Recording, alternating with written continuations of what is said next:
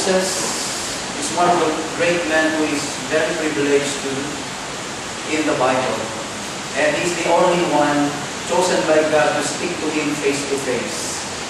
And if we look at our readings, first reading of our daily Mass, Moses shines. His face shines every time he speaks to God. When God calls him, there is a cloud that goes to the tent. And that's a sign that God is in the tent.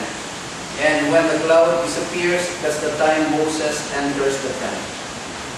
And he speaks to God face to face. After that, he comes out of the tent, and the people has to cover his face because he shines so brightly that they cannot look at him directly. So this is Moses. And God called him to speak to him. And one of the privileges that Moses received is when Moses saw the burning bush. And when Moses comes to look why the bush is burning without consuming the bush, a voice spoke. And he said, "Do not come any closer. Remove the sandals from your feet, for the place where you stand is holy ground." This is the Lord who speaks. It is the same Lord that we adore now in the Blessed Sacrament.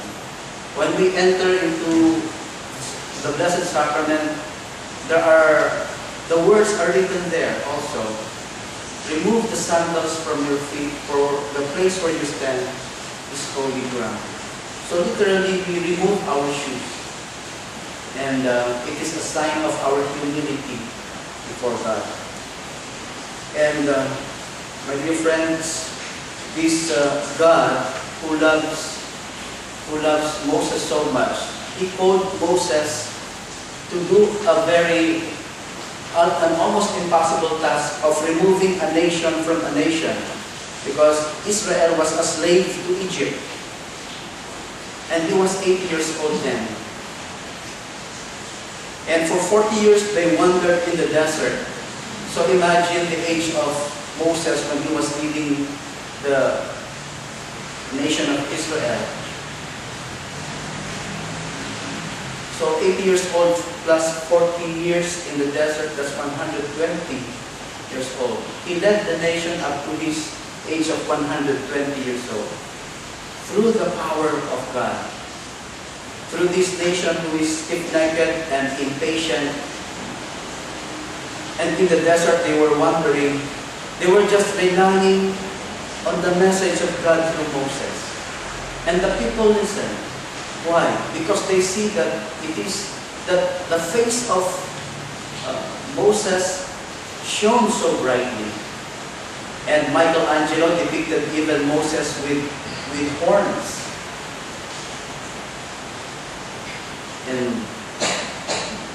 But Moses did not see the promised land. He did not see the land promised to Israel, the land of milk and honey.